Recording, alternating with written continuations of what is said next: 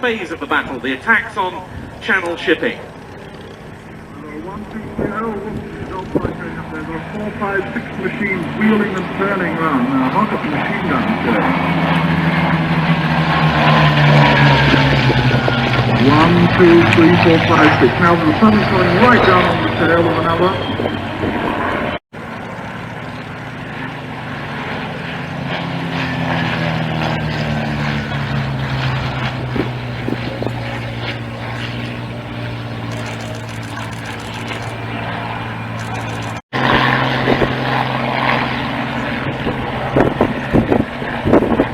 There we see the two Comanche fighters, Spitfire 1As, getting into the air.